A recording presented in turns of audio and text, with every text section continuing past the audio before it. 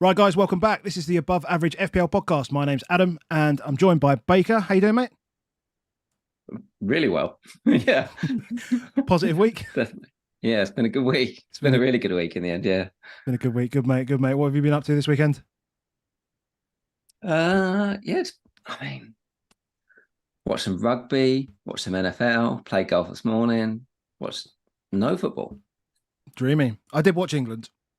Not. You couldn't be asked with that. And someone's shaking their head already. We've got a guest on this evening. We have Luke. How you doing, Luke? You well? Apart from being about 4 million degrees, I am good. How are you, Adam? Yeah, good.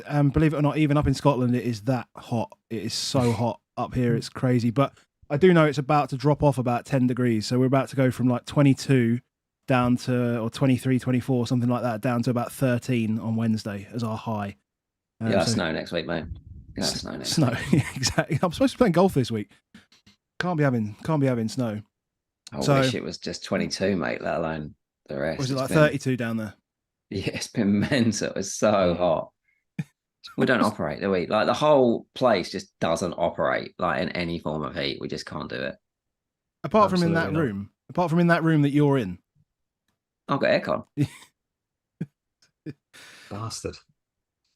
He's the only guy I can think of that would get aircon in this country.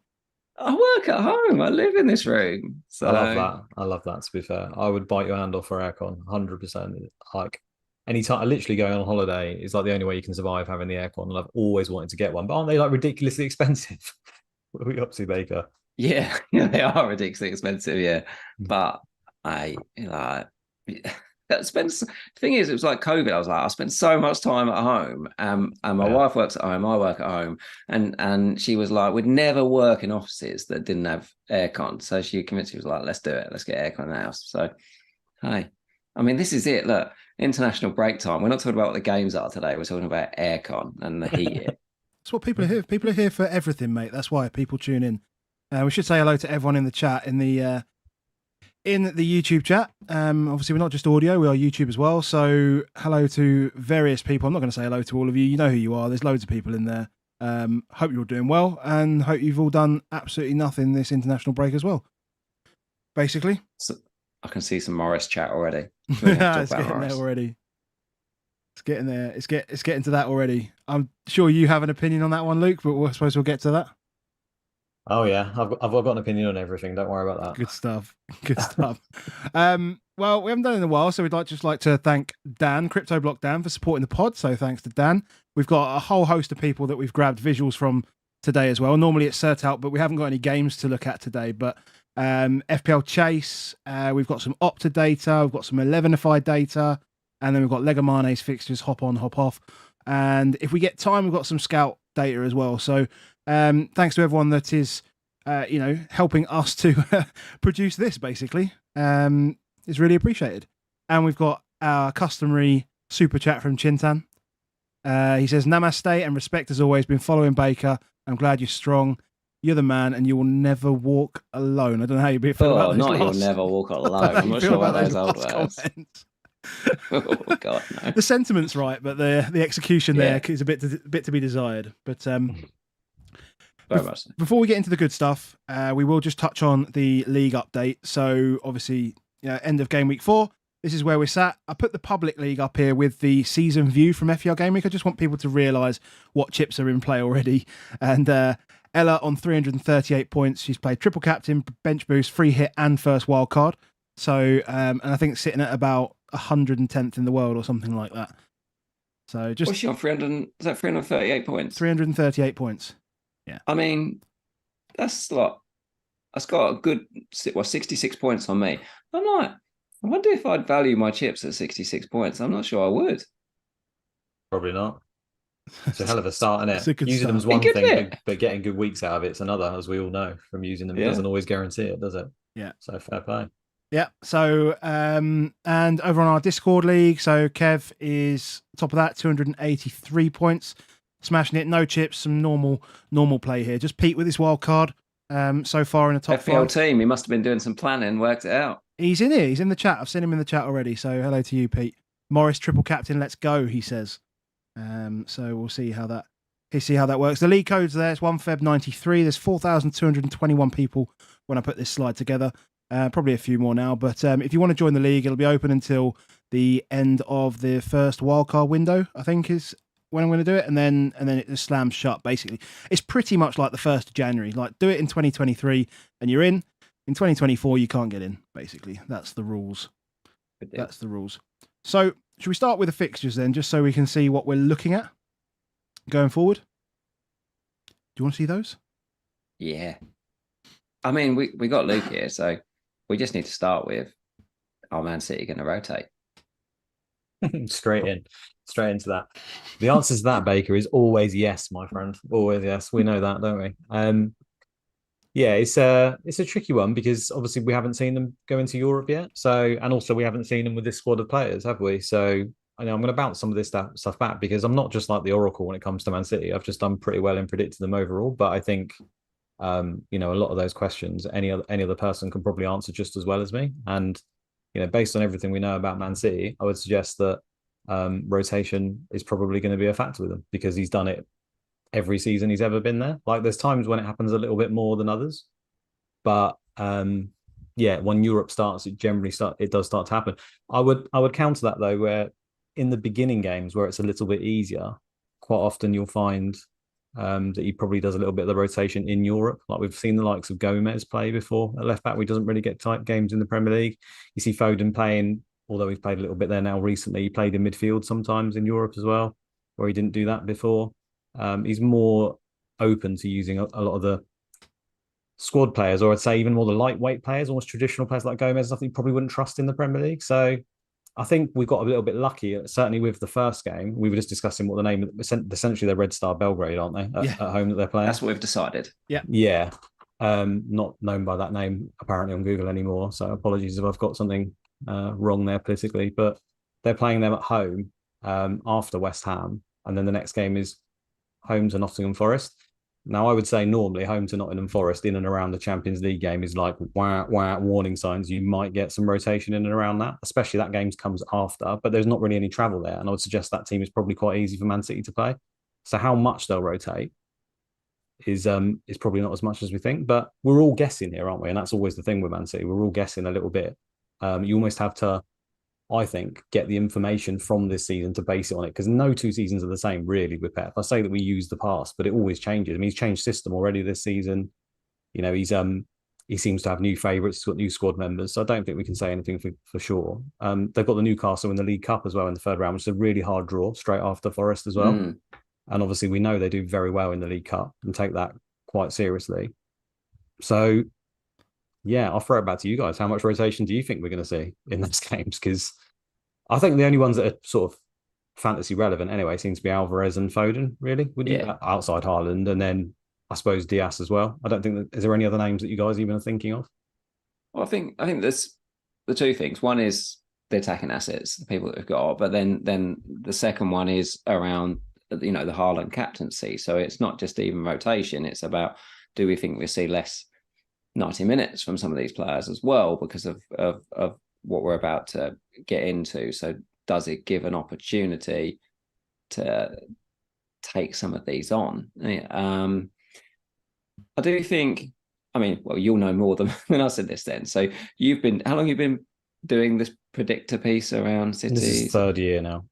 Third year, so it's a while. And I guess when you started it was a game of looking at clues, looking at patterns, trying to work through these ones. And I do feel like we obviously get more information nowadays. There's a lot more leakers in the world that seem more reliable. So we do get a little bit more snippet wise, I think, than when we used to be like, well, the problem is we watch the Pep presser and we get absolutely nothing from it that helps us at all. Feels like whereas previously it was just predictor, it now feels like the predictions are some of the fringes more, and we do get a bit more from it.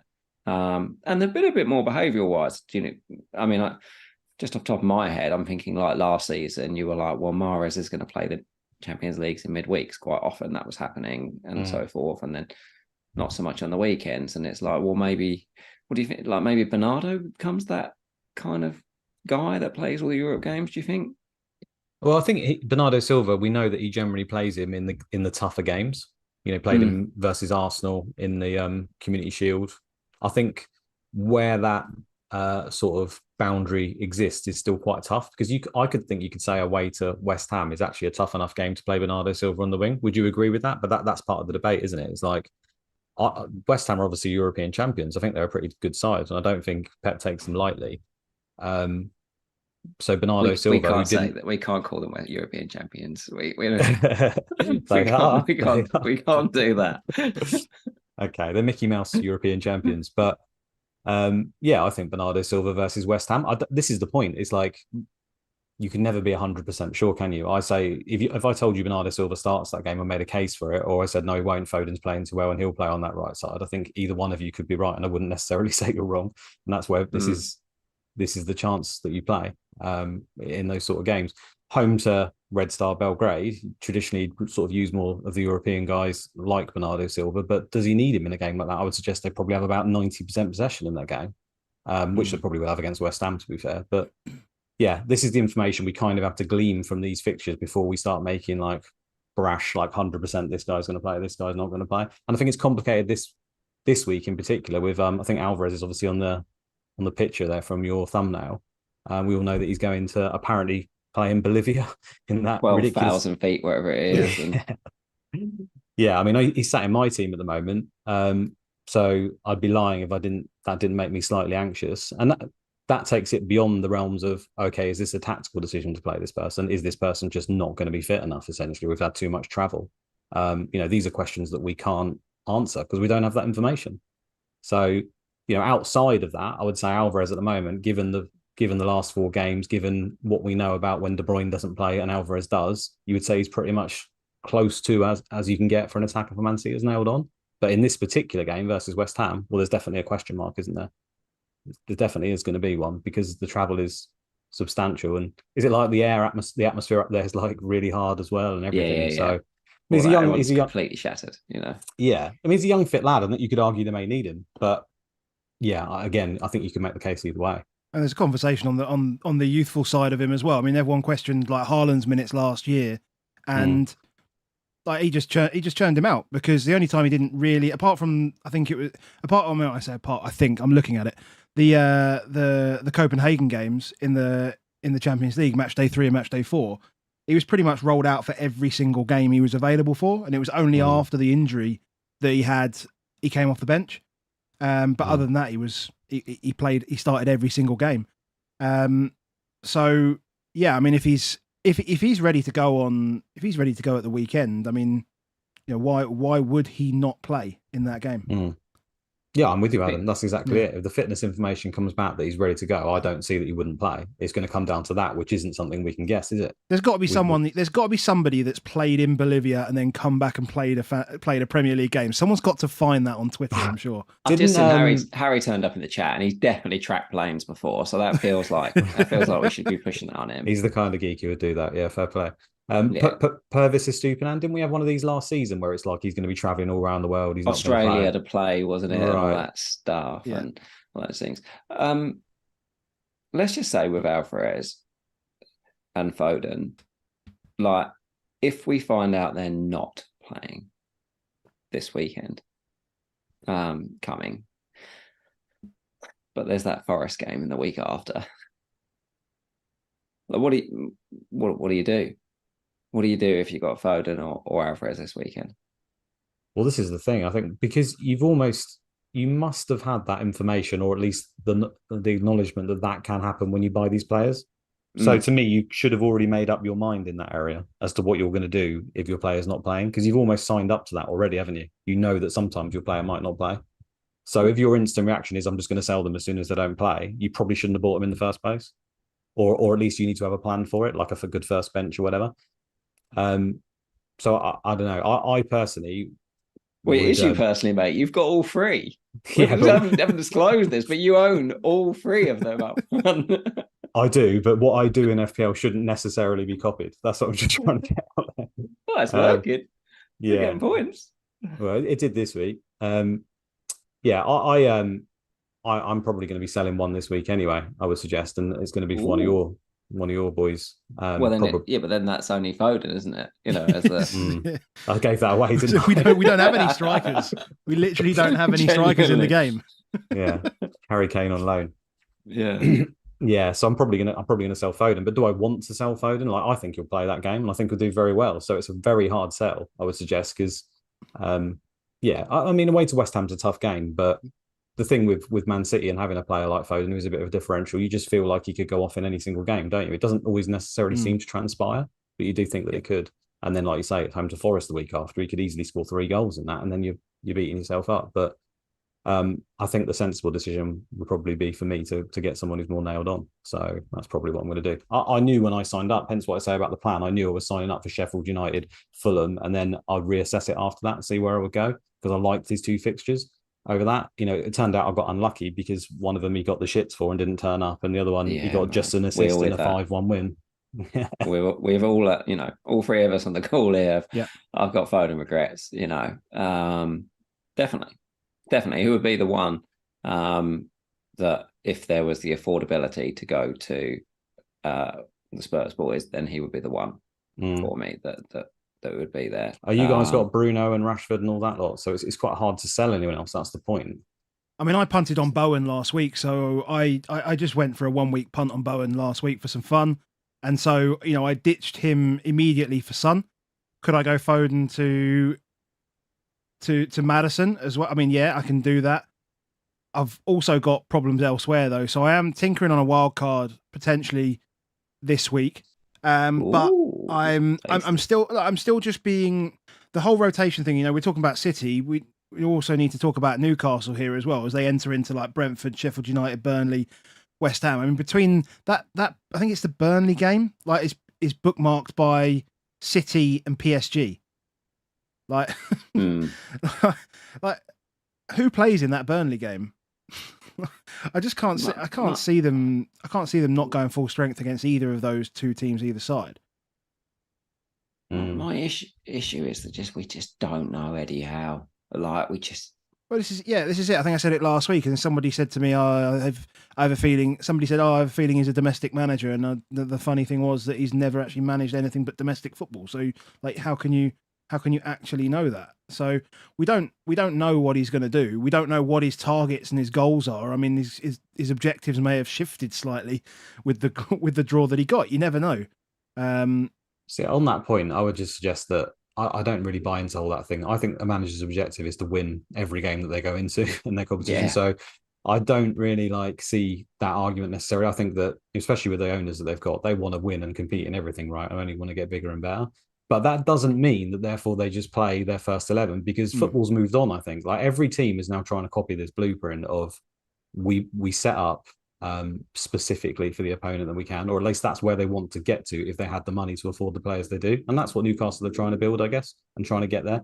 You have to have that squad. And I think it's actually more detrimental. Like, gone as that classic, you know how like you'd always see pundits say, oh, they're messing with the team too much. They still say it now. Like when Stones was playing the midfield, you have like Redknapp and stuff. Oh, I don't know what he's doing there. They do better as a back four and all this stuff. But football's kind of moved on. It doesn't really necessarily unsettle the team. I would say it's more detrimental to keep playing the same players over and over and over. So we might not be there yet because it's very early in the season. We're 4 weeks in? You know, if anything, you could argue people aren't even match fit yet properly. So maybe that as a result, they'll keep playing. But I don't doubt at some point, if Newcastle go further forward, that they will start to rotate. Why else have they bought these other good players? They're in multiple competitions and they want to win all the games. And the backups are good now. Yeah. You switch a Gordon with a Barnes and it's not really like the Wilson and Isaac is not there. Probably the only one is when you go share to Jamal Lascelles. That's probably the one. Like even a Target versus Dan Burn versus Lewis Hall type, you know, world isn't too bad. You could have got Livramento if he did ever come in for Trippier, but I mean Longstaff will probably come in the midfield for Joe Linton or Tonali, but like they're okay. All the rest of it's like Jacob Murphy versus Almiron, you know, all of them are there. It's probably just the bit is that I think a lot of us when we're looking at Newcastle, we're looking at defence, and I'm like, Jamal Lascelles starts playing on the weekends. Like I know they've had bad fixtures, but we're talking about over we're talking about the calendar year. If you don't look at them in the calendar year since the start of 2023, like we're not just talking about these 4 tougher games they've played. It's been a long time. Yeah. I think in the centre-back position as well, that is probably the one area where most people don't really want to rotate that much, I think you could argue. And it's because the drop-off is usually quite bad in that area across most teams. But Trippier is the one, isn't really it? lucky on share as well. They didn't show it on Match of the Day or anything like that. But if anyone watched it live, he tried to just take Lamptey out at near the end of the game. And Lamptey rid the challenge, stumbled, and then carried on. And he waved play on, but he was already on a yellow, and he was last man. And then the most amusing thing was Lamptey lost the ball, got really annoyed about it, and then just 2-footed the guy who was on it. And then Lamptey got booked himself, and he's like, oh, well, I forgot now that I should have gone back and booked that. If Cher wasn't playing this game because he then got banned, then but it did sort of say to me a little bit on the legs of him still. He is, we were all surprised last season, the amount of games that he played. Ourselves is going to have to play some. Yeah, he's quite injury prone, Shah, traditionally as well, isn't he? I think Trippier is the one that most people want to go to, though. And it's like, ultimately, do we think Livramento could play that game? I personally think the answer is he could. Like, does that stop you buying him, though? That's the question. Like, I don't know if it will stop me buying him because we could be wrong and he could just play it. And even if he doesn't, is it the end of the world? Because you aren't just buying him for one fixture at the end of the day, are you? I think if you wildcard, you'd have to go Trippier. You just have to. But other than that, there's no chance I would go there. Not at the moment. The problem is those fixtures are too good, and I think if you game week 5 wildcard, I think you have to have at least 2 Newcastle defenders. At least 2. I don't know. I think there's an argument for a third as well. And I think there's even an argument for Pope being that person just because of money. I just think there's enough money flying around that you don't need to worry about it. I'm still toying with it, but it is the what you're saying, exactly what you're saying, Luke, is, it is the, you want them for the whole run of fixtures, but you definitely want them for the easiest games in those runs as well. And when no one else owns them. That's the beauty of this. Like at the moment, we're not getting any point, and not any cleans, certainly, from our defenders. If you could double up and nail 3 cleans in 5, whilst everybody else is every week going, oh my God, I've got to go and play. Yeah. I've got to play these Chelsea guys getting nothing. I've got to play Saliba, and Ramsdale just kicks in his net again. It's the same old stuff. I will add that he's owned by 30% of the game, Trippier. So you do mean with the people that matter, right? Because he is really heavily owned. Yes, I do mean. I do mean it. Yeah, I do mean those ones. But yeah, and I need to. This is confession time for us. Is Tom Stevenson, friend of the pod, mentioned earlier that I looked guilty when you said about do you have both the Man United players, and he's rightfully guilty because I hated doing it, to be fair, but I sold Rashford. He's gone early. I knew that was coming. Well, I'm gonna claim my health. This is what I'm gonna go with. Like, it was a bad thing. Like, for most people that know on Twitter, I had a bit of a health scare the last week, and last weekend I wasn't really in the greatest place, and I was like, I ain't going without Son for Sheffield United, all emotional on it. I'm setting my bus team early. I don't know what's coming. And it was the only way I could do it. So I went, all right, buy Marcus. And now I'm looking at Rashford thinking, oh God, these fixtures. I mean, the fixtures look perfect for Rashford going forward. Like, I hate the idea that I don't have him for these next few. We should probably talk about that, shouldn't we? Because Man United are all over the place at the moment. Is the Anthony thing going to affect Bruno and Rashford? Because I think that's a narrative you'll see on Twitter quite a lot now. I've seen loads of people predicting today that means Bruno's going to go right wing because they've bought Amrabat in. So now they've got an extra man, and so he goes up. He goes there. I don't think that. No, what do you reckon then? They put Rashford right wing, or are they going to bring Sancho back? What was the Sancho? I didn't really know what happened with Sancho. I guess I didn't even read about it. That's done. It's done, isn't it? Because like he comes out, so he's just come out and said, effectively, like, it's just Same as Damari Gray. They've just come out, well, and he's clear of Saudi, but yeah, he's basically doesn't like Ten Hag. He just he called out his training, didn't he? He said that he wasn't in the squad because he didn't perform well enough in training, essentially. And then Sancho said, "Well, I performed fine. Like this isn't fair," so something along those lines, which publicly you obviously not really shouldn't be doing. But can that be fixed and then bring him back in? Who knows? Again, we're back to guess territory because this is outside of. I think where we've got the most chance in this sort of game is trying to work out, tactically who the manager faces versus certain opponents. Tactically, you could say Sancho's way out of the picture for a start because he's just not been picking him. With off the field stuff, I'd say he's completely out of it as well. The way he's now got potentially an in is this fact that Anthony's obviously suspended for very good reason. So, you're either going to see Bruno Fernandes right wing, Rashford right wing, or maybe is it Palestri? Palestri could be. Which could you argue is that going to weaken them? Maybe, but the fixtures are good enough again where it probably doesn't factor in too much for me personally, but for other people, I guess it will. We also don't really know what impact Højlund's going to have on them now that he's back and fit, and they're not just pissing around with Martial up there or whatever. So it could be a good thing for Bruno to be on the right there with a proper big target striker to fire balls at. You never know. I just think, especially because it's Brighton as well, we've seen the old West Ham way of boot it long. I'd want Bruno to be in the middle. I'd want him to be boot. If you put him right wing, you're literally putting him like as far away from Rashford as you can possibly can. And I'm like, I just want him to be deep in the middle and banging the ball out. Like they are a perfect team to play Garnacho and Rashford wide. Even Palestri wide, whatever it is, but play two wide men that are going to stretch him. That's kind of the way to play against them. But when you say about like manager matchups, they've got to be quite scared of Brighton. I don't think there's a Man United fan that's probably looking at it thinking, "Oh, I can't wait to face Brighton next weekend." I think everyone should be scared of Brighton, don't you? I think they're I think absolutely do. I think they're and therefore I'm like, take their captain and their best player and put him right wing. I don't see it. Well, also Purvis is obviously like a force of nature from that position. I would argue, if anything, Anthony's biggest loss for this game is the fact that defensively, at least in his last match, he was actually decent and track back. And you'd expect versus a Stupinan, they need someone to do that.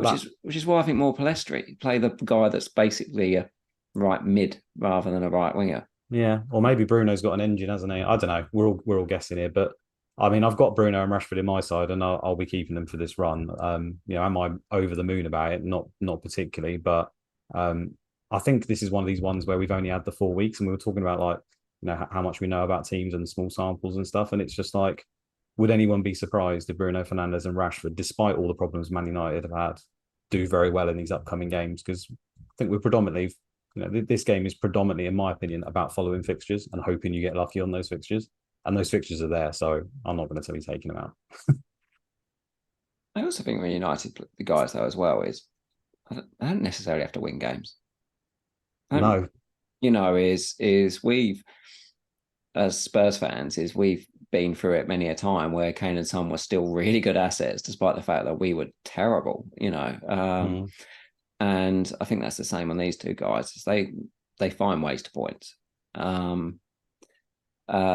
If I could sell one of the two, if you were looking to get Son, I would, and that's the only way of doing it, and you can do it without hits, then it would be Bruno that I would lose over Rashford right now for these games. I just think Brighton, Burnley, these next two, they feel they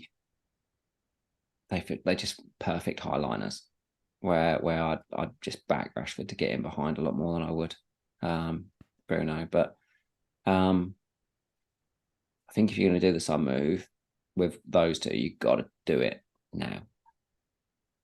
Let me spin this round to you guys on Son then, because obviously this is your ballpark.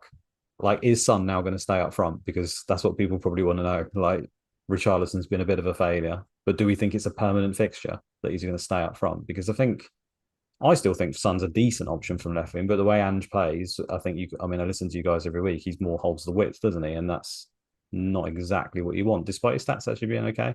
So I just think like that is quite, like a big kicker in the situation there as to whether he's going to stay up front or not. Because suddenly you have maybe a £9 million player on the wing that you're not as happy to hold very quickly if that changes. And any qualms, Adam, that some will move back to left No, wing? well, I said it last week. I just feel like almost personally, as a fan, I feel like we need to be ready for the Arsenal and Liverpool games. And I think, getting 5 games to be prepared for those 2 games is important. Richarlison's had his 3 games, done absolutely nothing. Son's had his 1 game, scored a hat-trick. And I think the outcome will drive that for this week. I know that Sheffield United will be a lot deeper than Burnley, but if there's anyone that can score goals from outside the box, Son consistently does that. Like he's like not just like last year, but he's done it his entire career. He's outperformed XG, made it look stupid, to be fair. So I don't think there's any risk to Son playing number 9 this week against Sheffield United. I think he's in. I think just full stop. Yeah. But Mark, the potential issue for Son, for me, is more what that expected minutes of him playing is. Because, we saw in the last game, obviously, it scored a hat-trick by then. But what we don't know yet is when Richarlison's sitting on the bench, is Richarlison going to... Because Richarlison, what he is really good is some of the defensive work. Presses hard, works hard, is a nuisance in that space. And if let's just say even like the Liverpool and Arsenal games and so forth, let's just say we are winning 2-1 and so forth for the last 15 minutes, who you want. And I can see quite often maybe he doesn't play 90 minutes in games. Depending on, we don't also know where Brennan's going to go. Like he could play Brennan off the left, is as an option when Solomon, runs out of pace, because we're assuming as well that Solomon's going to keep the place. There's still quite a lot out there you don't know. What I do know on Son is, regardless of where he's played, all of his stats are better than he's ever had his entire career for Tottenham. Like everything is higher. Is like when he scored 23 goals, he was averaging 4 penalty touches per game. Last season, he averaged 3.5 penalty touches a game. Last weekend, he had 10, and on average per game, he's having 9. Like, he's touching the ball twice in the penalty area, more than he's ever touched in his entire career for Tottenham. And that's the same for everyone. So Maddison last season was like touching the ball 8 times in the box. He's like 18 times in the box per game, Maddison.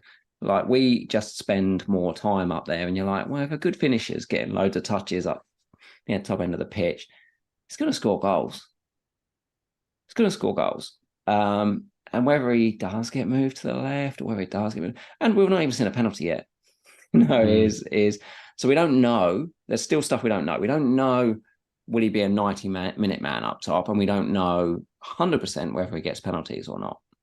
But can you afford to wait then? That's the question I want to ask, because the 2 fixtures after, I know people have got this narrative that they could suit Son because of the high line and whatever else, but I don't fully buy into that. I think a tough fixture is a tougher fixture than playing Sheffield United or Burnley. And the 2 fixtures after are, not ideal. There are other options. So that's the question. Is he that good of an asset that you literally should be going now, or can you wait for 3 weeks? I think a lot of it also depends on how open you are to captaining him this weekend. So if you think that you would captain him this weekend, well, that becomes a different story. And I would definitely captain him this weekend. But I can't see any, other than injuries that would happen, an injury to Maddison or an injury to Son himself would sway me on that. but that's pretty much the only thing that would sway me on that. Interesting. I'll cap him on that. And people will talk straight away around low blocks and things like that. Like, Ange managed Celtic. Like, what do you think happened every week? But like, do you think he doesn't know how to play? Like, his game, like, it's like saying, "Oh, Pep's no good at the low block." Like, he has to face that every single week, you know, in terms of that. Why is there like this? I don't think we can write this narrative we want to do or don't want to do, but he's playing Sheffield United, and if they get punched in the face early, which I really expect we will punch them in the face early, that low block is then worse, you know, and it continues to be worse. Like, I'm not there with that. Well, FPL Review agrees with you, Baker. I don't know if you've looked, but Son is the highest value player in terms of expected value for this week, higher than Haaland. Be weird if it's not, wouldn't it? Do you know what I mean? Like, it'd be weird if it's not. No, if we were a casual player, we turned up and we looked at it and we went, right, I'm going to sign up for a game week. I'm going to sign up for a game week 5 team. I'm going to get into this game. Who do I want as my first captain? Oh, right, there's Heung-min Son up against Sheffield United. Yeah. I love that. Thanks. Like, and I think if you're in that space, it could be huge. It could be huge because the gains you could potentially get off of that, you ain't worried about the Liverpool and Arsenal game so much now. But if you're not open to that, I think I would wait. Nothing else to add? Nothing else to add. Okay. Maybe I can throw it around to Maddison as well then. Just sorry if I'm boring you guys by taking over, but I think people out there as well might only be able to afford one of them, maybe Maddison, or maybe even have Maddison and then want to look into Son. What do you do there? Because I don't know, long term at the moment, it feels like Maddison and Son could be a pretty good thing, but we've only 4 weeks in. Like, this is the other thing as well. Like, is there a chance we're getting a little bit carried away by Spurs and Ange? Like, is there a possibility it comes crashing down? I think you've come to the wrong podcast for that. Yeah. I'm not the sort of man the last week that's just put like that way an Ange picture on my wall at 43 years. No, fair. I mean, I must say, as someone who tries to follow the data and be not as reactive and follow form and all that stuff, like, it does feel like sometimes, something as big as a manager change, which has clearly had a very big impact. And I know it's only 4 weeks, so maybe there isn't that much signal as we think there is, but I would suggest that those two look really good as fantasy options right now. I think if you asked anyone, you say, like, who's going to be in the midfield for a lot of the season right now, I think Son and Maddison will be right near the top of the list as possibly a double up. It must be quite exciting for you boys. I definitely didn't expect to be talking about doubling up on a Spurs midfield when we were looking at the start of the season and you're going like exactly. Bumo, Saka, Rashford, Bruno, oh, should I have Salah? I definitely wasn't thinking, I'll have Maddison and Son. Like that was, and after 3 weeks, while Richarlison was playing as number 9, after 3 weeks, we were just like, Son was dead to us from an FPL point of view.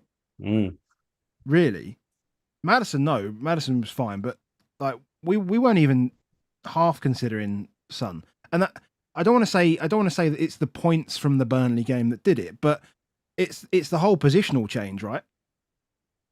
It's a complete change. I don't think this is as simple as buying last week's points. No. Like, I hate doing that. This is probably potentially more than that. I think it's very easy. He might have penalties too. Yeah. I think it's lazy to say that. I think Son is the epitome of buying last week's points, though. Like, we know it with Son. The one thing everybody knows with Son is he suddenly just turns to shit. Like, in our first season of ever doing this pod, like, I was about to say the same thing. A good friend, personal friend of ours, Jack, right, is he turned up, right, and he'd literally just been smashing, and he had a bad game, and he was like, Son's in the mud, mate. It's gone. Like, just get it gone. Like, and we were like, "What on earth are you talking about?" And he literally didn't score for about another 9 games. But because he is the streakiest player this league has ever seen. Like in terms of when he hits, because of the nature of the shots he does, you know, in how he plays, and that's how he does do these over XG shots. Is there are times where you go, "Oh yeah, he's going to be on it." Last season, Adam had the captain. Did you captain Son when he got the hat trick against? Was it Leicester? Game? No, I brought him in though because I brought him in though. Yeah, because I was dead ending. Massive. I was dead ending to a wild card, and I had Son and Kane, and then obviously Son got benched, but came on and got a hat trick. So yeah, he's that guy. He scores one, and he's like, "I'm just going to score anything now. Just going to put it all in. Just going to put it. It just doesn't matter." And he does it till he stops doing it. And when he stops doing it, you go, "I'm getting out of it." He's a dream in that sense. In the when he goes hot, you go, "I'm buying those points," because I'm getting real familiar with Mr. Sun very, very quickly. And when he stops getting those points, you're like, "Oh yeah, I don't have to worry about the data says it." No, just get him out. Like he has those runs. But they're talking now about, you know, extending his contract again, like, and he's not young, Son. It all points to big boy Son. Someone said this in the chat, and I think everyone's well aware of this, but Son played in Cardiff last week, and he's playing at St James's Park against Saudi in the coming week. So yeah, no travel for him. No travel. No Alvarez style worries for him. No altitude. No altitude. No. It's that there are times when you see it with him, you're like, "Yeah, I can't stay away from it." And so for me, it's done. But there's a potential in there that he is a captain option any week. Not probably for the next 2 weeks after this week, but he's going to force a lot of wildcard. I think there's going to be quite a few game week 8 wildcards rather than game week 9 wildcards, because I think people that don't go on him this week are going to crap themselves when he plays Luton in game week 8. He's also top in review on game week 8. Yeah. Quite comfortably above Haaland. For me, I look at him like game week 8, game week 9, and he has obviously such unbelievable worldwide appeal. His price riders are nuts. Like there's a few like Man United, for example, because the worldwide fan base and where it is, if someone starts doing well, they just fly under value, and that's what that was. Son will be like that. He'll be 9.5 by that Luton game easily. It's whether you can stay away from it. So yeah, there's my propaganda. Case. You make a convincing case. Maddo, I don't know. And I've got Maddo, and I'm not ruling out that I'll sell Maddo in game week 7. Not ruling it out, because there's only so much maybe Spurs I can have in my life type space. But I've currently got Foden and Maddison, and probably one of those will go next week. Such a value position midfield, isn't it? And that's the problem we're having. Well, at least it appears at the moment. There's so many good options. Yeah. Where we go next? I don't know. I think we've been chatting on this, on pretty much this subject for about 40 minutes. So I think it's probably a worthwhile time to say, you know, if you do enjoy the content that Baker and I put out on a weekly basis, make sure you hit the like button on the video. And if you want to see more, make sure you hit subscribe, and go check out Luke over at Inspected Goals as well. So go check out their channel. You said you're not doing anything personally for a little bit with those guys, but go check out Sam, Seb, and Ben over on there. And I'm sure, I don't know when your next episode is out, Luke. It's usually on Thursdays. Yeah, we usually bang it on Thursdays. But if you stick us into YouTube, you should find us. There you go. Thanks for the shout out, Adam. Yeah. No worries, it's a pleasure.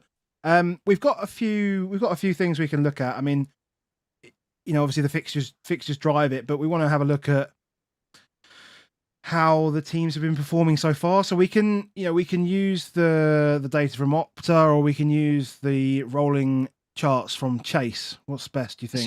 Let's use the rolling charts. They're easy to look at. What do you want to look at first? Defense or attack? Start at the back. Start at the back. So we've got the rolling non-pen XGC. So this only covers the Premier League teams that were in the league last year as well, because we don't have the data for the promoted sides because they haven't played 12 games yet. But as soon as they play 12 games, it'll be in here, basically. But the thing that like goes straight to my eye at the top here is Crystal Palace are top of non-penalty XG conceded in the month of August, and it's all sorted by the latest month. Yeah, but the rolling part is it takes into account the previous months as well. It does. So they finished well last year, and they had good fixtures in the last season as well. They did have good fixtures, as Andy Martin will tell you.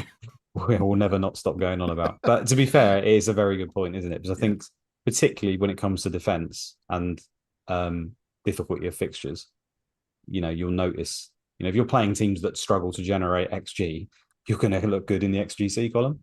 So, but I think Palace, it's fair enough, isn't it? I think they've shown so far that they look pretty stringent back there. And I think if you go back to that hop on, hop off, or there's a point where Palace's fixtures around game week 10, is it, or something, where they look pretty good. Again, if you look, game week 11, they've got like a nice little block there. Yeah, Burnley, Everton, Luton, West Ham, and Bournemouth. Yeah, so I think if you wildcard, I think 8, 9, and 10 are kind of people are looking at.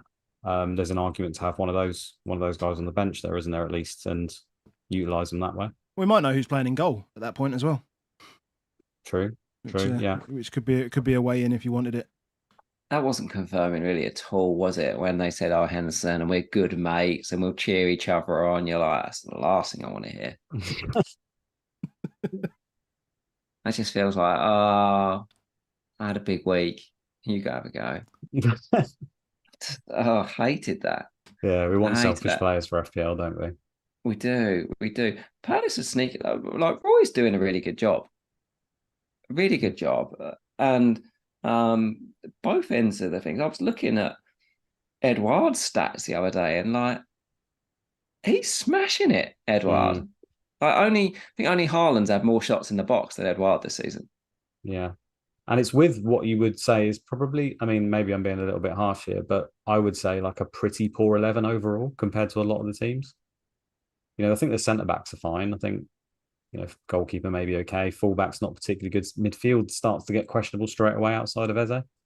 And then, like you say, the forwards have always been sort of 60-minute men who, they're good goal poachers, but outside of that, they don't really offer much else to the team. Yeah. So he's doing very well, yeah. They've obviously started without Elise as well this season. Yeah.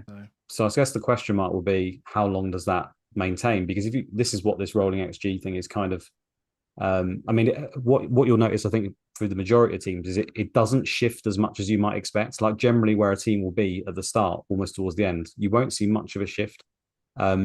These things are generally quite slow, and that's for obvious reasons. Like, the same players are generally in the main at these teams, and there's not too much you can do to shuffle them either way. And if you look at Palace, I know it was under a different manager, but they were not as good as that. So how long does it last before it reverts, or has Roy really got that magic sauce? I don't know. It's another question, isn't it? I've heard a lot about Roy's magic sauce, and I've heard good things. It's certainly working right now. Sign me up for it at the moment. But yeah, I think that's a good thing that these are really good in that way, because they sort of just calm you back a bit. Nothing's ever as good as it seems, and nothing's ever as bad as it seems. And this is essentially what this tries to do, I think. Just limit that a little bit. And most teams don't change that much. Yeah, it does say that Everton are fucking terrible. Yeah. The thing is, that stood out straight away. So Pickford obviously would be paying. So I've seen a lot of wildcard things this week, and they're like, well, do you know what I'm going to do? I'm going to come off Pickford because they're terrible, and what I'm going to do is slot in Leno and Turner and rotate them, which are only like 3 steps up. Yeah. You're still picking from the bottom 5 out of 20 teams in terms of rolling XGC. This is why I go Pope, to be honest. Everyone will just say go Edison. I think that's valid. Just go Pope and just move on. I think that's valid. It's kind of Botman kind of ruins Pope a little bit, isn't it? But I think I think that's valid. For me, the things that stood out massively though is Brighton. You can see that generally they've actually been a pretty good defence. Now, again, this has only been 4 weeks where they've, the 1.4 is a big jump from 1.1. That 0.3 shift is quite substantial. Now, is that just because, and remember, this takes into account the fixture difficulty as well. So this is how well they should have done in those games. So people will say, well, they're easy games, like that's even worse, but it does take into account that. So is this, they've just been bad defensively? Because that can happen sometimes, it's only 4 games, or is this bigger than that? And is this, ultimately, I think we always look for reasons, don't we? And Casado's not there anymore, which jumps out straight away. They've lost, Chilwell, and they've lost McAllister. So is that the reason here, or are we reading too much into it? I mean, that Newcastle game, you could see it was going to happen. You could absolutely see it was going to happen. They were in complete control of the game. They took off 5 players. They don't have a huge squad, certainly defensively.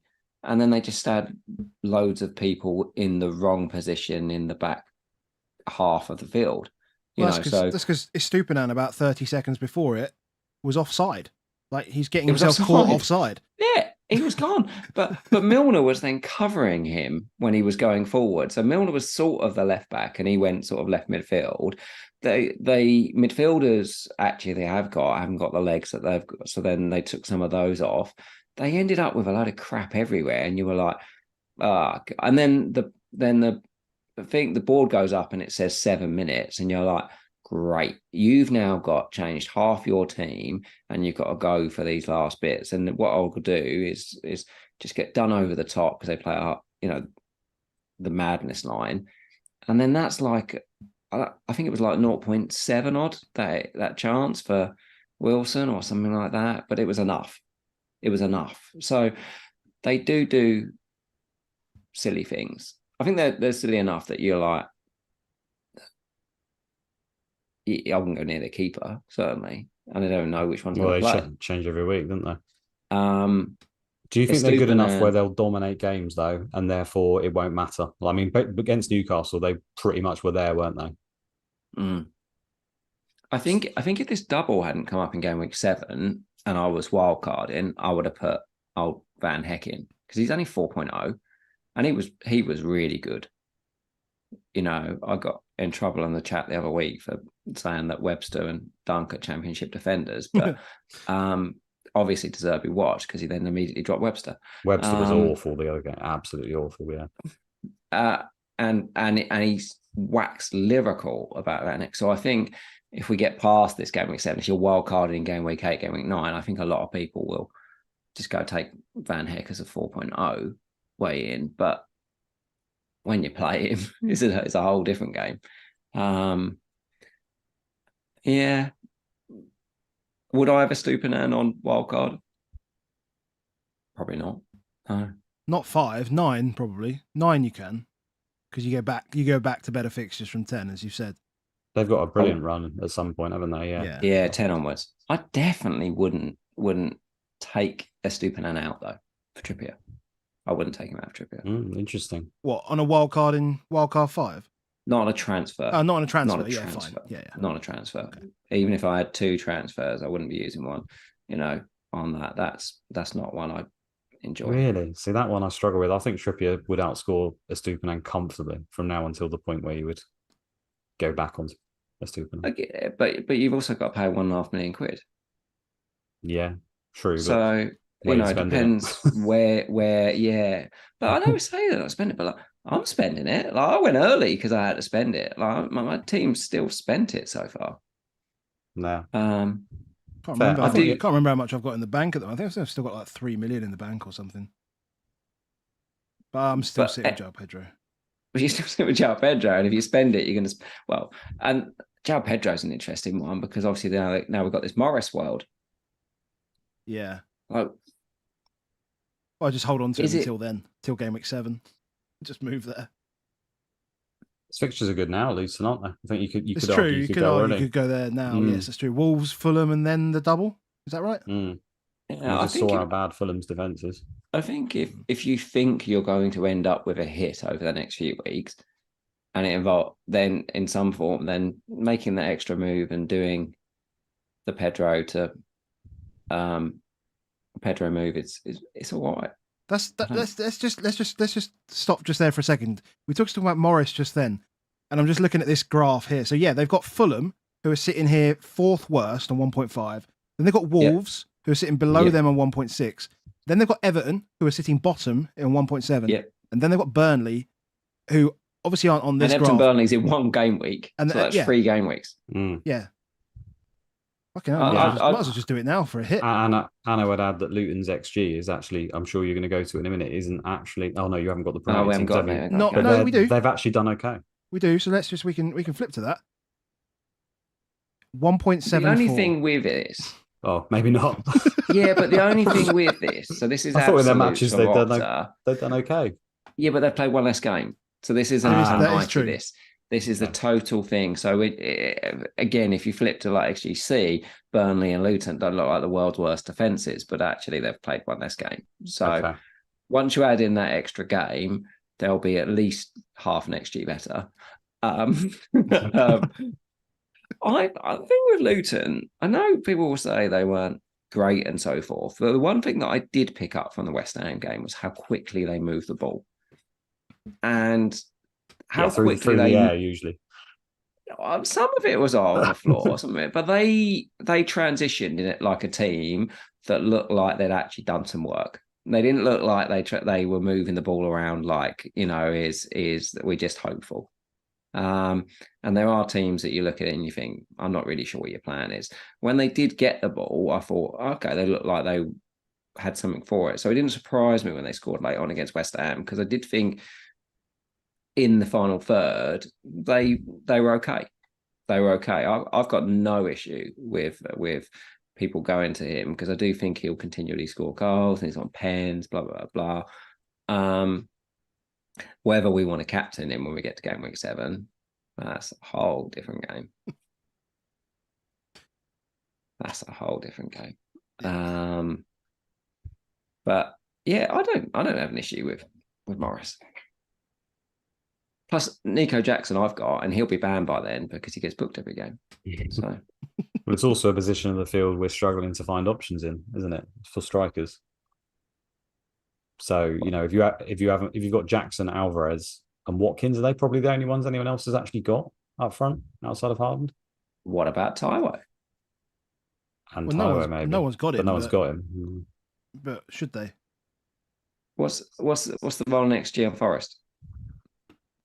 Attacking wise, it's pretty bad. Zilch. It's pretty bad. Like they're bottom of this. This isn't set up. They're genuinely the worst.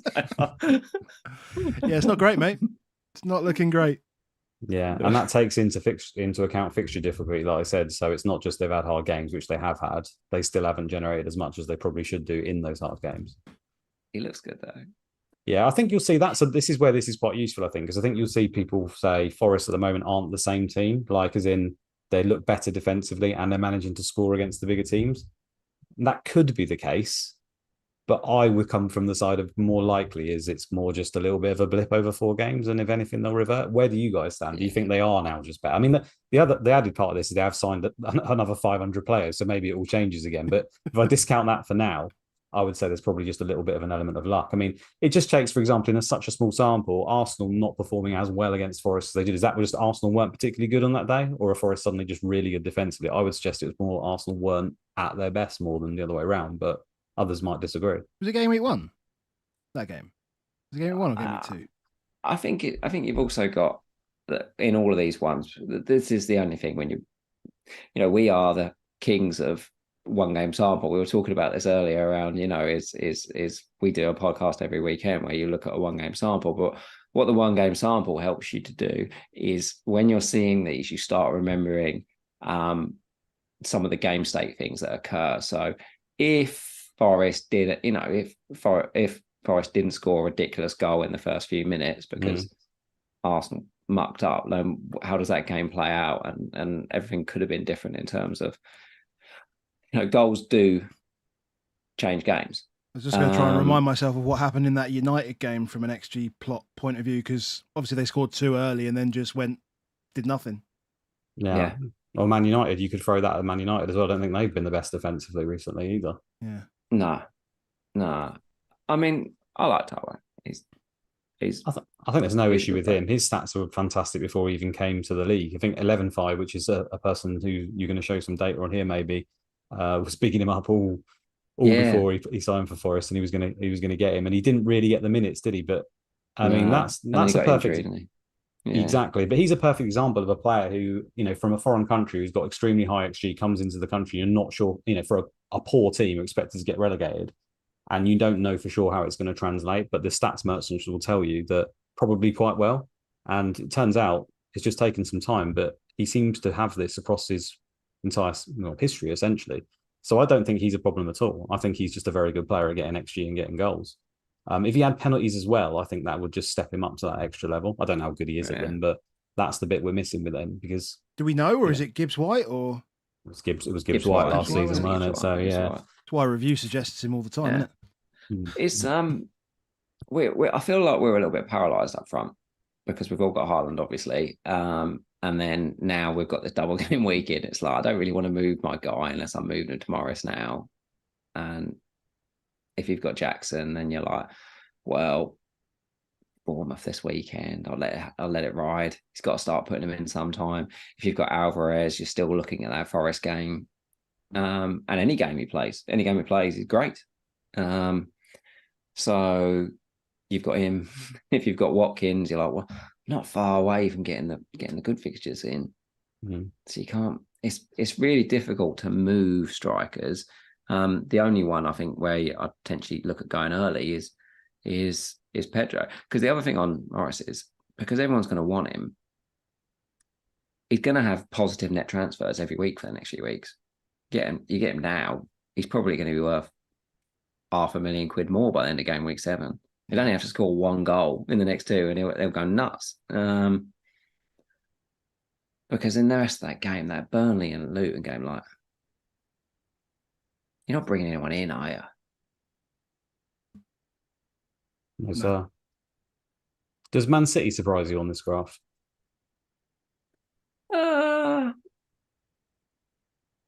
It does. Are we just assuming that every fixture is easy for them, or for the most part? Is that part of the deal here? Well, they're still not a 2 XG team anymore, like according to this. And Arsenal. So Arsenal and Man City are not in that space. Liverpool are not in that space currently, which is odd. Those are the teams where we would expect them to be nearer that space. But I guess this season for Man City, they're not going to replace the XGI that Kev puts into the team.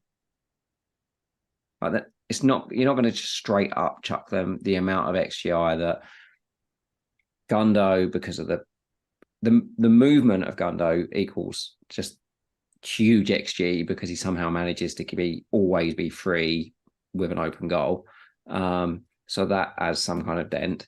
Mahrez, creativity and just simple things like, and then Kev, like when you add those three, and then Cancelo, and then you go for all the rest of it. Yeah. That just sheer accumulation of chances is not the same, is it? That we're currently seeing. They don't spam crosses in anymore, and therefore, I'm not so sure. I would have expected to see huge numbers, but what I do look at is go, well, I just expect lesser players to do the stuff. So I still expect, I don't really expect, if we did this on like a rolling 12 and Haaland, for example, I don't think that's probably had a particularly bad impact, is it?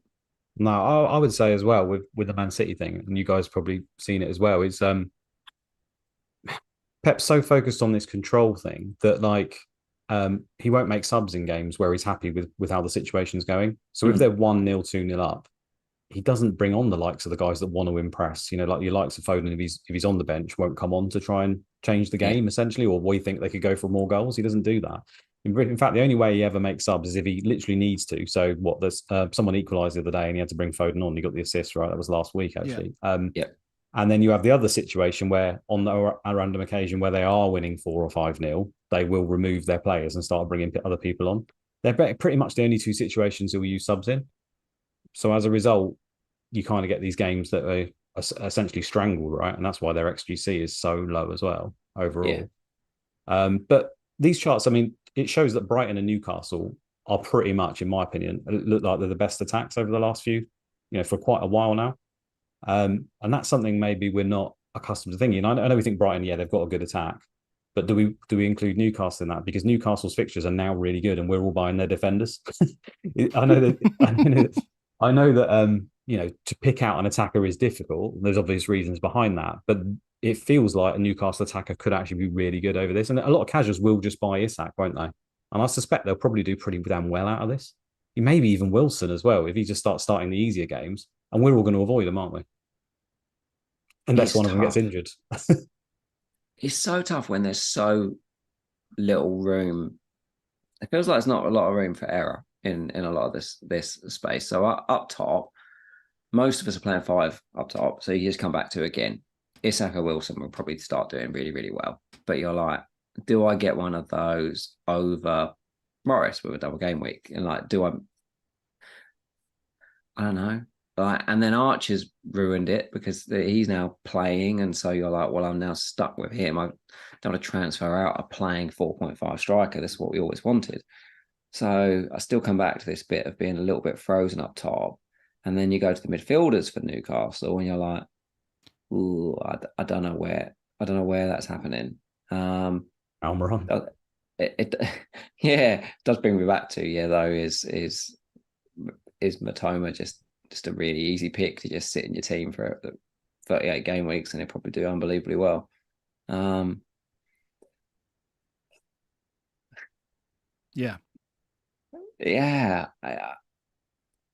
sure. Well, there wasn't there. There was loads. There was actually a huge number of people that went Isak for game week 1, and you only realised it once he then got like a brace, and you were like, oh god, literally everybody.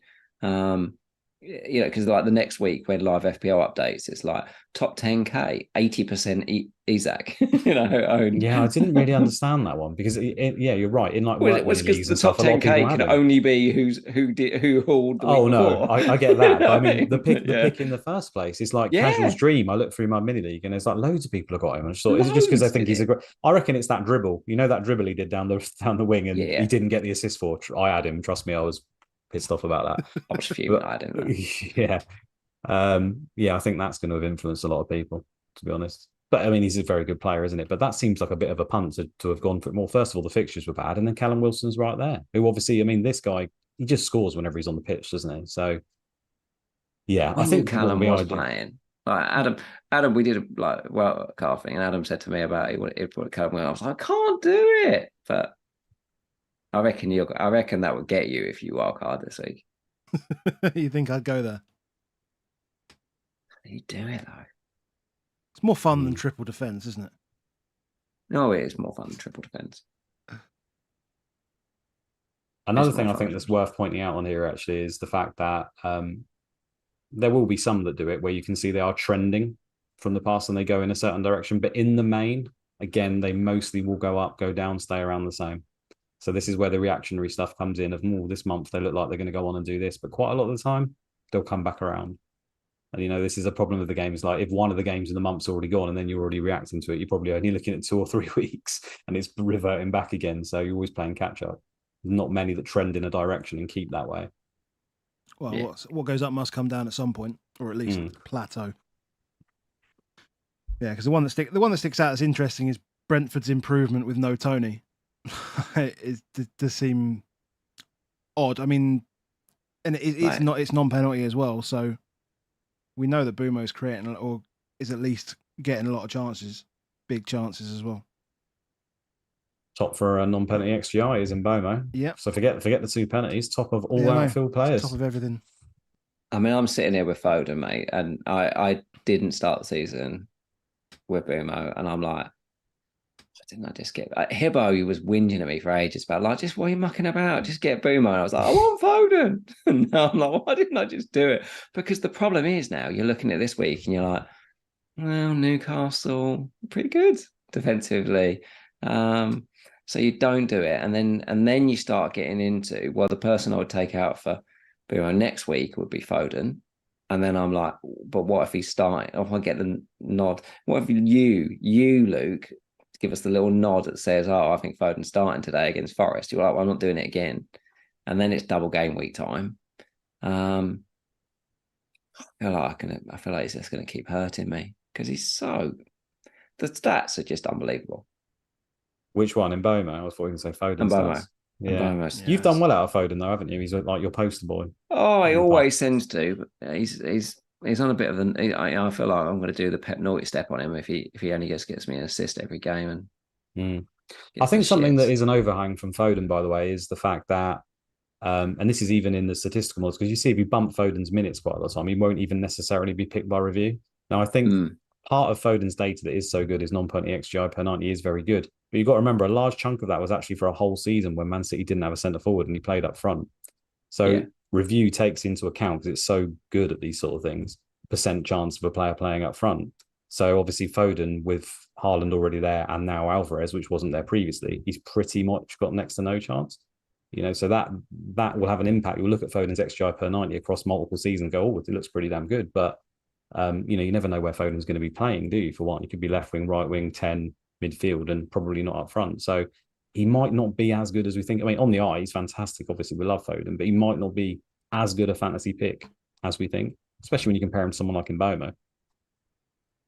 We've done a lot of City chat, but it's just still what it looked like last week. The pass map piece is that it looks like they're in some form of 4-2-4 we're seeing, and they've bought. I think I can go to this one. Hold on. No, you still got it. Pep, mate. Yeah. Oh no, I've got the Ange thing going there though, where he says he's just copying Pep. Everyone just heard that, but yeah, go for it. Yeah, so it was quite visible with Tottenham is that it feels like we're attacking as a 4-2-4, and the midfield is this kind of double pivot that we're sort of seeing with Basuma and Sarr is doing it, and we're now seeing it Kovacic and Rodri, where people are like, is Rodri actually a DM and stuff? And it's like, well, it's just double pivot. One stays, one goes. They're clever. They know what they're doing. And Alvarez is obviously really, really close around Haaland in terms of the pass map. And then,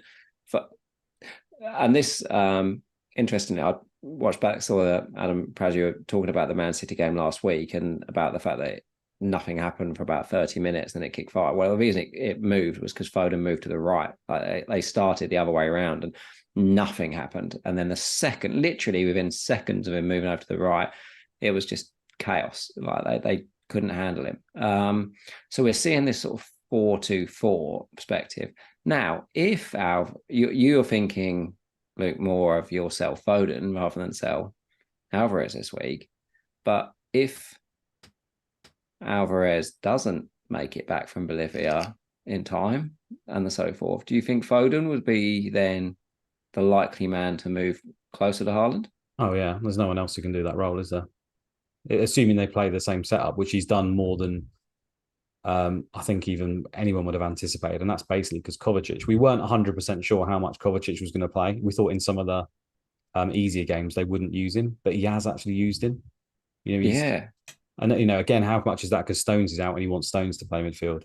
I don't know. We'll have to see. But Kovacic has done really well and played fantastically well. So if that's going to be the thing, if Rodri and Kovacic are going to play in midfield and he's not essentially going to invert, I know Akanji's been kind of stepping into midfield a little bit and Walker goes down the right wing. You've got those two spots, haven't you, of right wing and essentially a 10, Foden and Alvarez. So we've got Mateus Nunes as well now, so he can also play exactly the same role that Kovacic has been playing in terms of that second. People are like, why has he done that move in that world? Well, if he wants more double pivot players, well, it's perfect. Just get another one. Yeah, because he's got Rodri, Kovacic now who can play in the middle, and then he's got Nunes, and then I would say he's got Rico Lewis and he's got Stones who can play there. I don't think he really wants to use Phillips at all. We almost discount him. So that's pretty much 4 players for 2 positions, which is standard, isn't it? That's kind of what you want. So it makes sense to me. Then makes Alvarez more nailed. It makes Foden more nailed. Well, Bernardo Silva's got to fit somewhere. That's the problem. Where does Bernardo Silva fit? It's going to be the tougher game. So Foden is going to. I think Foden's going to move to the left wing more often, as we've seen Grealish drop out a couple of times. I know this week was potentially injury related, but we saw it versus Burnley, I think, as well. In this new setup where Walker holds the width, he doesn't necessarily need that player to hold the ball there. He's got, Gvardiol or Ake in that left back position who bombs forward. And yeah, the new setup isn't necessarily tailored for Grealish. So I would say Grealish is less nailed this season. And as a result, you will see Foden go on the left. But as you just alluded to, does that really work for Man City? You could argue it doesn't work that well sometimes having Foden out there. We're probably boring people to death with this Man City stuff. I apologise. It's all good, man. It's all good. Should we head back to one of our slides we had for today? I can bring up the Elevenify stuff as well here, which basically shows attack strength and defense strength, again based on pretty much the same metrics, using XG and XGC as their sort of core metric, and how they've improved over the season. So this is versus, so the changes that you're seeing on screen are versus the attack and defense strength at the start of the season. So how they've changed over the period. And there's a few interesting ones here. I mean, so there's a few, like City's attack has weakened in theory, and Newcastle's defense has strengthened, which feels odd when they conceded. They're so small though, aren't they? It is small. Do we just if you stripped out the 0.01s and the 0.02s and then looked at the other ones? And we said Brentford have got better attack, Everton have got a better attack, Wolves have got a better attack.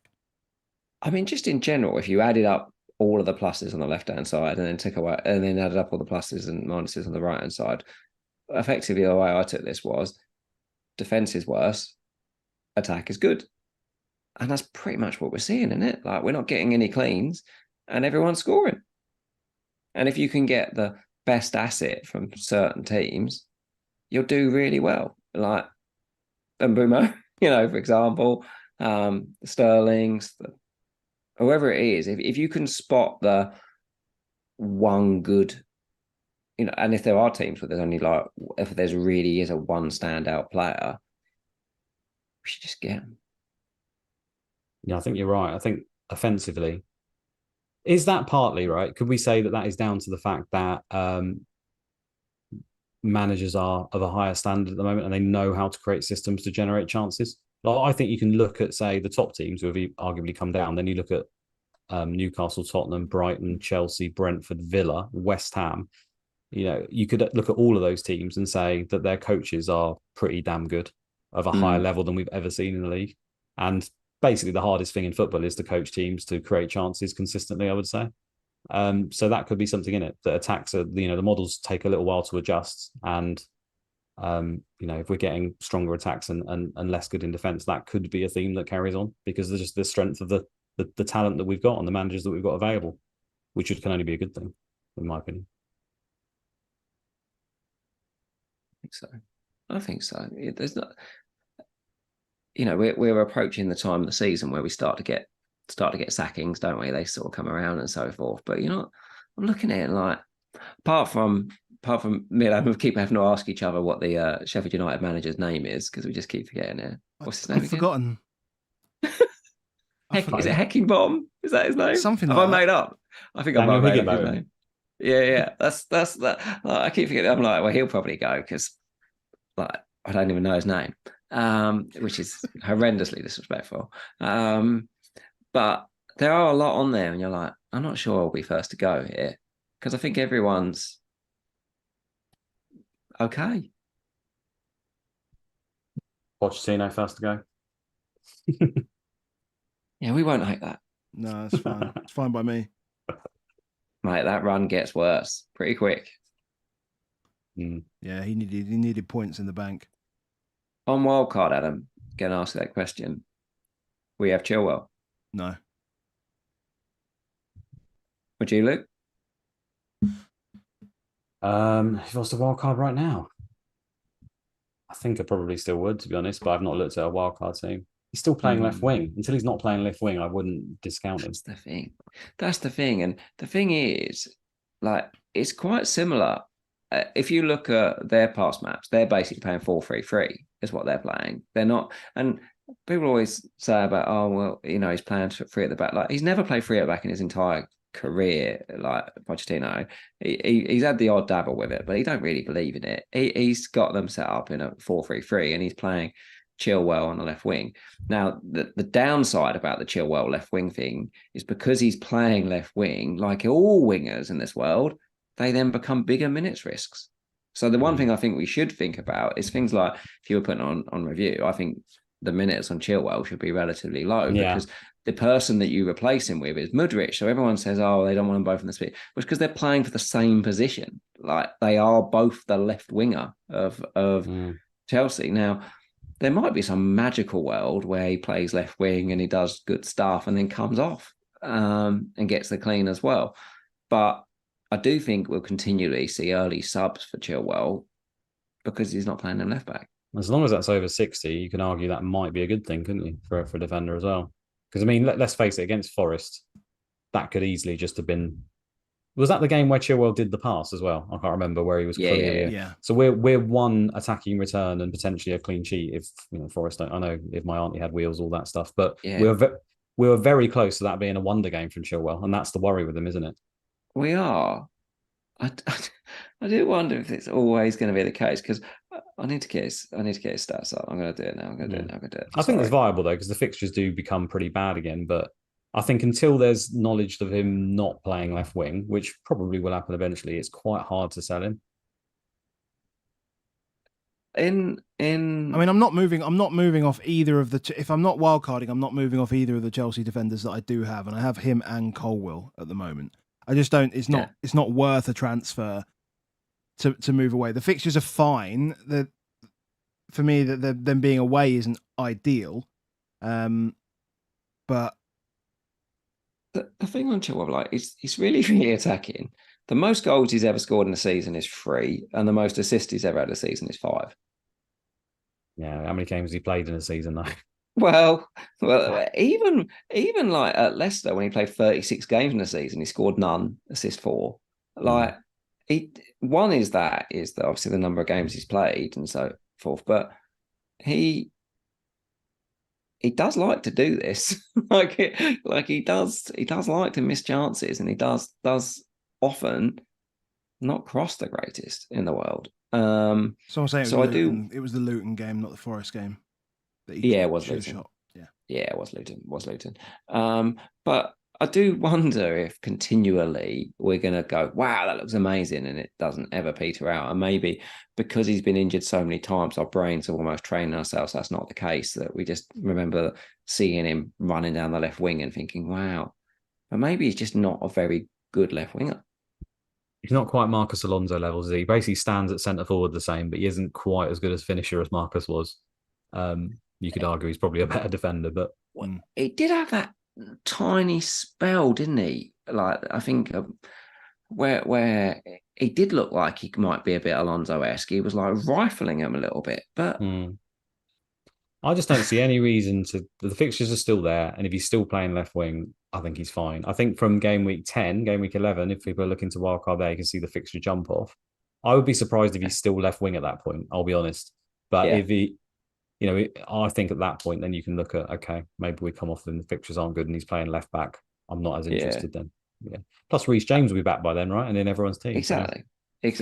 But I look at it in a moment. So I wouldn't transfer him out. 100% wouldn't transfer him out. Like, again, similar. I think there's enough there to say you can see a massive hole in any game for him.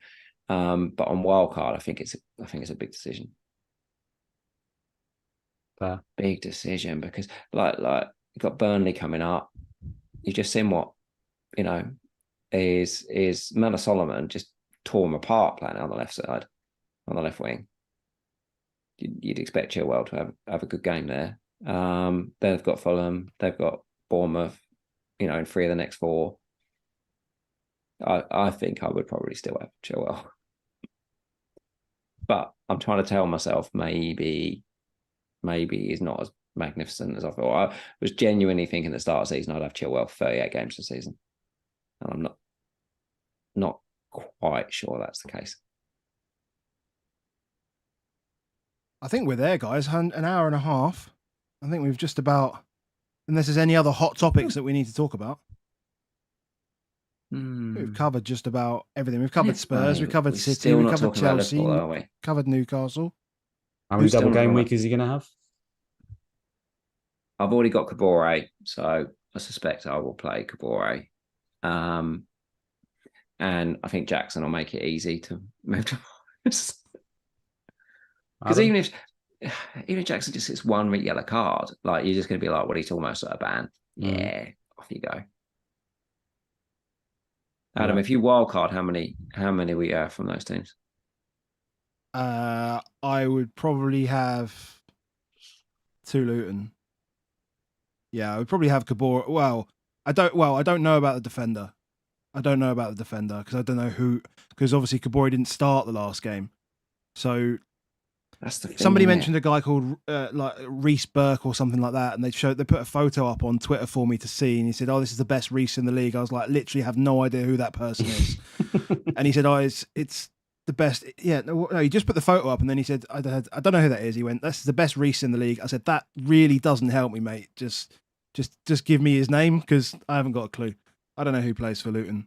So If I was wildcarding, I would put Giles in as one of my 4.5s. I probably would still go Van Heck as my 4.0. I think that's a really good bet. But Giles takes set pieces, bangs in crosses all Is day he nailed long. though? Nailed. I mean, he played 70 minutes last game. He played 90 minutes the game before. He just looks a good player. So he played 90 minutes in game week 1. He's more nailed than Kabore, and he's like, he can play.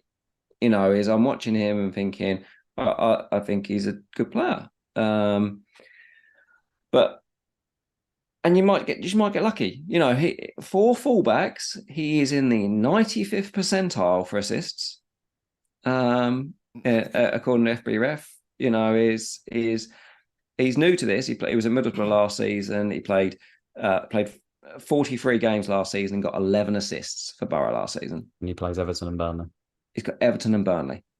And if you want Morris, and I would think, well, then I can have him as my 4.5, and then I can move off him to somebody else. I'm just looking here at who's conceded set play XG. It's probably not very clear for people who are. It's quite a white screen, isn't it? Yeah, up to date is so hard to look at.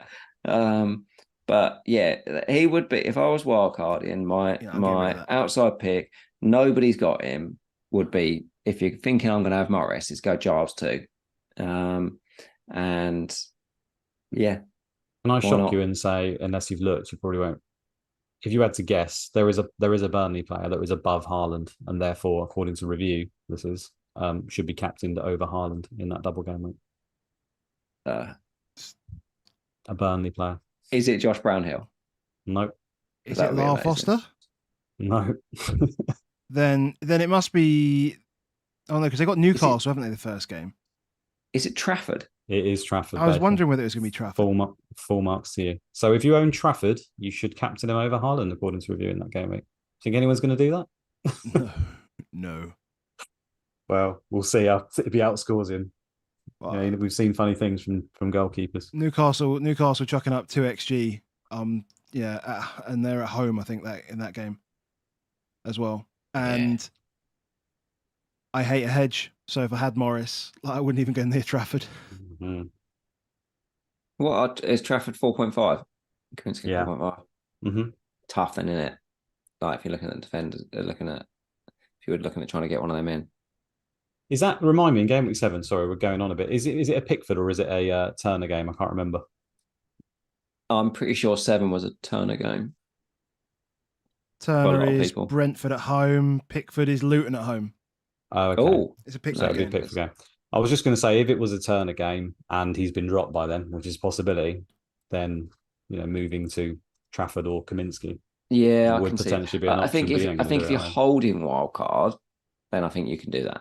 I think there's a lot of us that can do it, but I do think there is still that space of transfers do still feel really precious.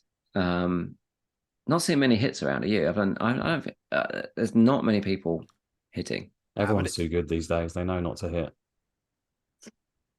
I mean, this time last year, Abdul had burnt about 4 transfers, hadn't he? Yeah. Yeah, I think no, did I burn one? I was very close to. Yeah. I think you've had the same team for like 7 weeks in a row. Unbelievable. And I think the thing is, we're now in that space where, because wildcard is potentially nearer for a lot of people. And I think we are now moving to that world where you've got to either say, yeah, I am going to be wildcarding relatively soonish. Like I've doubled up on Tottenham, which might mean that I go a little later because I'm already like, well, the two guys that most people are going to bring in 8 and 9 are going to be the double Tottenham. And if I keep them, then I'll probably think I might do later than 9. And if you haven't got them, you're probably then going to think, well, I'm going to maybe go a bit earlier in either the 8 or 9 if you think that's where people will go. But I do think everyone should start looking at their teams and thinking what might happen. But if you then think, I'm going to hit for a Luton guy and then wild card 2 weeks later, I'm not so sure on that one. I'm not so sure on that one. I think what you said about hitting, if you're taking a hit this week and bringing him in, and you're going to play him for the next 3 weeks, I think that's all right. Exactly. The question is, are you going to play him for the next 3 weeks? Is there a fifth midfielder that you don't want to play in the next 3 weeks ahead of him? Well, or is there a fourth defender? If you moved in for Pedro, as it were, yeah, I don't think there's a fourth defender in the world that I'd play above him for the next few weeks. Yeah, no, that's fair. They're crap. Like, we're not getting any points from them. Well, the only points we're getting is if they get some jammy, assist, or like the Saliba assist where he taps it to the side, and but a few of those type things. Like Udogi's had it, where he's had it. Jammy assist. Stupiñán's had it. We're basically the points we're getting out of our defence at the moment is the jammy assists. Yeah. On that note, let's call it. Let's back call in it. Yeah, good. Back in the game. That's good. So we'll be back maybe Thursday. Well, if you're wildcard, and we are 100% back towards the end of this week. Well, we're definitely back on Thursday anyway. I'm not 100% on wildcard. I'm probably further away than I was at the start of the week, in truth, but it's still an option there for me. I mean, it's a rubbish show towards the end of the week, mate. If me and you, what have you done? Well, I've already bought Son in a week ago. What did you do, mate? I bought Son in a week ago. What are you going to do? Oh, I said the other day I'm just going to captain him. Well, it's a good show. Tune in next week. So I know if there is a show on Thursday, essentially you've had about 3 players injured in the meantime. That's the only way that's happening. About it. Absolutely. That's about it. Cool. Right. Well, go follow Luke at @this_FPL on Twitter or X or whatever. Baker's at Baker FPL 343. I am at AboveAverageFPL. Go check out Luke at Inspected Goals on YouTube as well. Luke, thanks a lot for coming along, mate. Really enjoyed it. My pleasure. Thanks, guys. I'll say, as I remember when you guys first started off in the Champman days, and I've watched you from the beginning, so it's an honour to be on and to see how you guys are growing. So thanks a lot. No worries, mate. And good to see you back on form, Baker. Back in the game. Cool, guys. Right. Thanks to everyone in the chat, and we will speak to you next time. Cheers.